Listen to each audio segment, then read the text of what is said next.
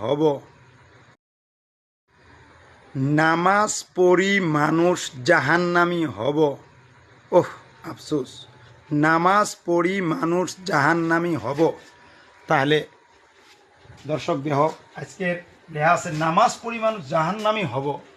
কারণ কি নামাজ পড়ি জাহান্নামী হব? আমি একটা ভিডিও আগতে কছি যে মানুষ জাহান্নামী কী কামে হব, কী কামে জাহান্নামত যাব, কয়েকটা ডকুমেন্টস যদি ওর সাথে পাওয়া যায় তাহলে ওই মানুষটা জাহান্নামী হব। কিন্তু আজকে যেটা ডকুমেন্টসের কথা কবে নিচ্ছি, এটা তো খুব সুন্দর কথা, নামাজ। আর নামাজ হচ্ছে মেন ধর্মর খুঁটি। আর এই নামাজটা যাই পড়ব আবার ফিরি জান্নাত জাহান্নামত যাব। তো দর্শক আমার সাথে থাকো। কিয়ামতের দিন আল্লাহ তাআলা তিনজন ব্যক্তিক ডাক দিব। এটা মশহুর একটা হাদিস যে তিনজন ব্যক্তিক ডাক দিয়ে পুশ করব। অতে একজন থাকবো আলিম, একজন থাকবো শহীদ, আরেকজন থাকবো ধনাঢ্য ব্যক্তি মালদার।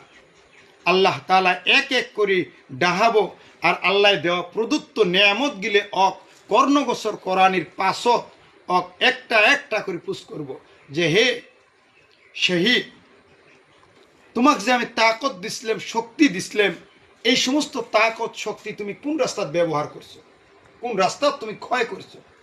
ওই শহীদ কব আল্লাহ, তুমি আমাকে যেরম তাকত দিছিলে, আমাকে যেরম পেহলওয়ান বানাইছিলে দুনিয়ার বুকুত, আমি তোমার দিন কায়েমের জন্যে, কোরআন এবং তোমার দিন জিন্দা করার জন্যে আমি যুদ্ধ করতে করতে অবশেষে আমি জেহাদ হয়ে গেছি, আমি শহীদ হয়ে গেছি। তো আল্লাহ তাআলা কব যে তুমি মানুষক দেহানির জন্যে, মানুষে তোমাকে পেহলওয়ান, মানুষে তোমাকে বাহাদুর কব, এই জন্য তুমি এগুলো কাম করছো। আল্লাহ তাআলা অন্তর্যামী খোদা, ইন্নাহু আলিমুম বিদাতিস সুদূর, সমস্ত মানুষের দিলের ভেদগুলি আল্লাহ তাআলা জানে। তো আল্লাহ তাআলা জাহান্নামত দিব। দ্বিতীয় জন ব্যক্তি আল্লাহ তাআলা ডাক দিব। দ্বিতীয় জনের ভিতরত কি এক নম্বর আসিল কি, সাপোজ ধরে নাও শহীদ, এই শহীদ শহীদ একজন আসিল। দুই নম্বর সাপোজ আলিম, আলিম। তিন নম্বর মালদার, মালদার।